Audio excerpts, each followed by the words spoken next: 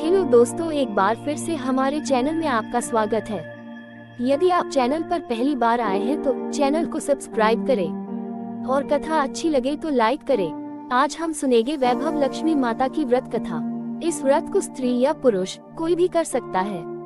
इस व्रत को करने से उपासक को धन और सुख समृद्धि की प्राप्ति होती है। किसी शहर में अनेक लोग रहते थे। सभी अपने अपने कामों में लगे रहते थे। किसी को किसी की परवाह नहीं थी। भजन कीर्तन, भक्ति भाव, दया माया, परोपकार जैसे संस्कार कम हो गए। शहर में बुराइयां बढ़ गई थी। शराब, जुआ, रेस, व्यभिचार, चोरी डकैती वगैरह बहुत से गुनाह शहर में होते थे। इनके बावजूद शहर में कुछ अच्छे लोग भी रहते थे।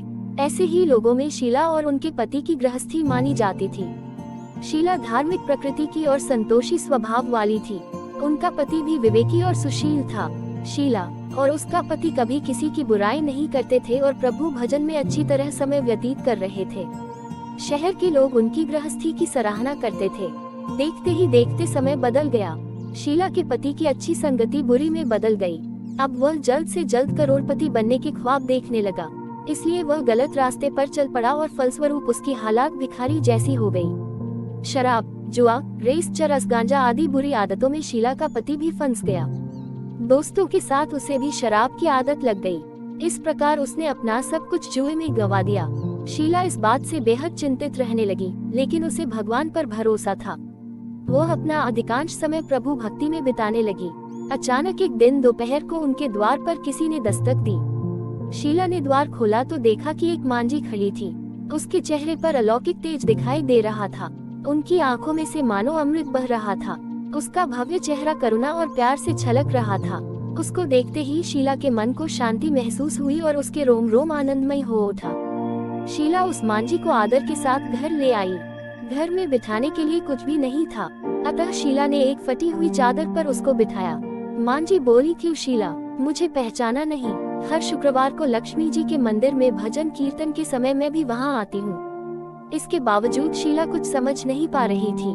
फिर मांझी बोली, तुम बहुत दिनों से मंदिर नहीं आई, इसलिए मैं तुम्हें देखने चली आई।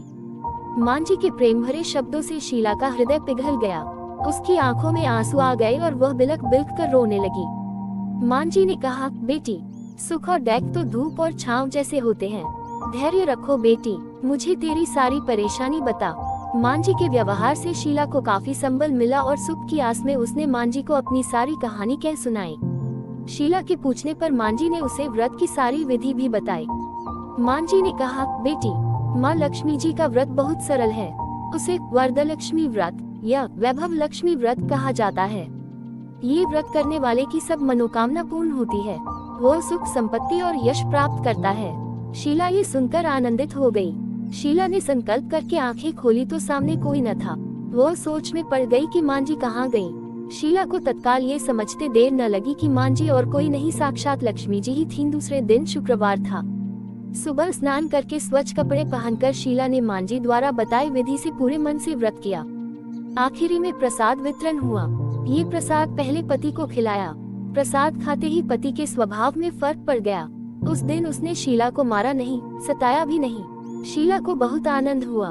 उनके मन में वैभव लक्ष्मी व्रत के लिए श्रद्धा बढ़ गई। शीला ने पूर्ण श्रद्धा भक्ति से 21 शुक्रवार तक वैभव लक्ष्मी व्रत किया। 21वें शुक्रवार को मांझी के कहे मुताबिक उद्यापन विधि करके 7 स्त्रियों को वैभव लक्ष्मी व्रत की 7 पुस्तकें उपहार में दी। फिर माताजी के धन लक्ष्मी स्वरूप की छवि को वंदन करके भाव से मन ही मन प्रार्थना करने लगी, हे माँ धन लक्ष्मी, मैंने आपका वैभव लक्ष्मी व्रत करने की मन्नत मानी थी, वह व्रत आज पूर्ण किया है। हे माँ, मेरी हर विपत्ति दूर करो, हमारा सबका कल्याण करो। जिसे संतान न हो उसे संतान देना। सौभाग्यवती स्त्री का सौभाग्य अखंड रखना। कुंवारी लड़की को मनभावन पति देना। जो आपका ये चमत्कारी वैभव लक्ष्मी व्रत करे, उनकी सब विपत्ति दूर करना, सभी को सुखी करना। हे माँ, आपकी महिमा अपार है।